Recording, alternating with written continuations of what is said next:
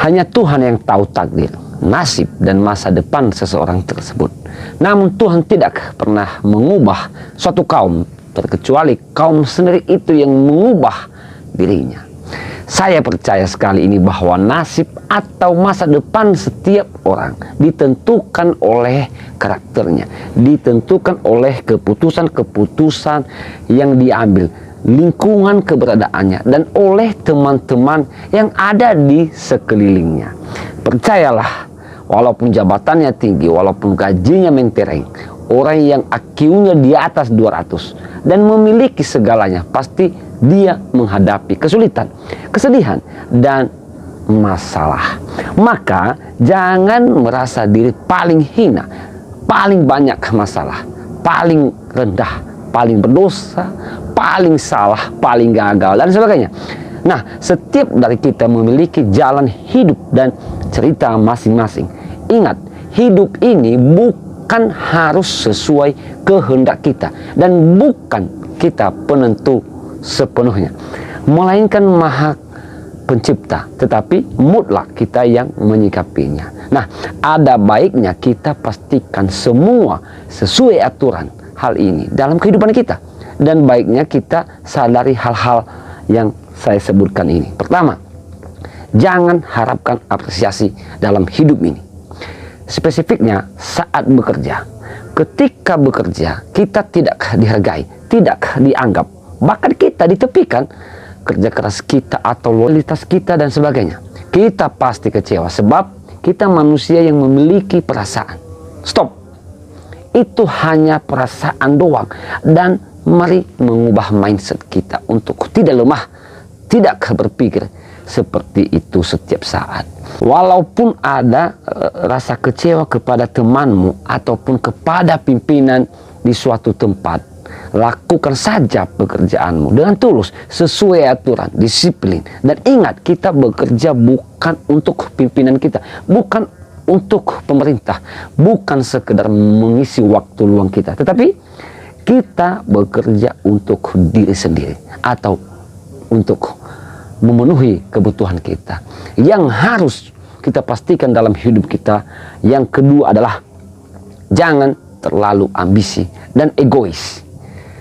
Ambisi memang memicu atau membangkitkan rasa percaya diri dalam meraih impian atau cita-cita. Namun, ambisi yang berlebihan dan tidak seimbang dengan kemampuan dan pengetahuan atau tidak balance lah, bahkan itu menghancurkan diri kita sendiri. Ambisi yang terlalu tinggi dan berlebihan dampaknya negatif. Hendaknya bersikap realistis dan sesuai kemampuan kita. Kemudian juga dalam hidup ini tidak baik bersikap egois hanya demi impian kita sendiri, sehingga tidak memperdulikan lagi orang lain, bersikap arogan dan tertutup mata hati kita. Yang ketiga, yang harus kita pastikan sesuai aturan adalah jangan pernah mencampuri urusan orang lain. Tidak menyukai seseorang hal wajar, sebab tidak semua kita harus menyukai orang lain, dan begitu pun sebaliknya. Namun mencampuri kehidupan pribadi orang lain tentu hal buruk dan merusak pikiran positif kita. Pandangan buruk kita terhadap orang lain belum tentu itu benar, sebab itu hanya sebatas persepsi kita saja. Bilapun itu buruk, buat apa kita cemburu atau membencinya? Biarkan saja, sebab masing-masing ada jalan hidupnya dan ada versi bahagianya. Pikiran kita tidak tenang, bisa merusak dan buruk serta jadi negatif bila suka mencampuri urusan-urusan orang lain. Yang keempat, hindari berteman yang tipenya manipulatif. Setiap orang memiliki kemampuan untuk menjadi manipulatif, penuh kebencian dan culas.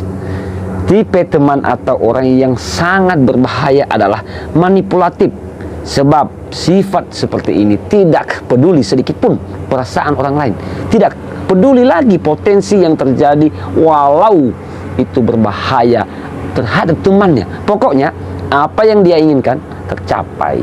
Nah, bahaya lainnya adalah seperti bunglon, dapat menyesuaikan diri dengan baik dimanapun dia berada, seperti musuh dalam selimut yang mampu menutupi seluruh keburukannya. Nah, berhati-hatilah, biasanya tipe mereka tiba-tiba sok baik saat ada maunya saja. Yang kelima, yang harus kita pastikan dalam hidup ini, jangan hanya suka pada hal yang instan. Di balik kesuksesan besar seseorang tersebut adalah dia mengalami banyak kegagalan, kesulitan, tantangan, kerja keras, dan sebagainya. Ingat, tidak seorang pun yang bisa sukses besar bila kesulitan atau tantangan yang ringan-ringan saja.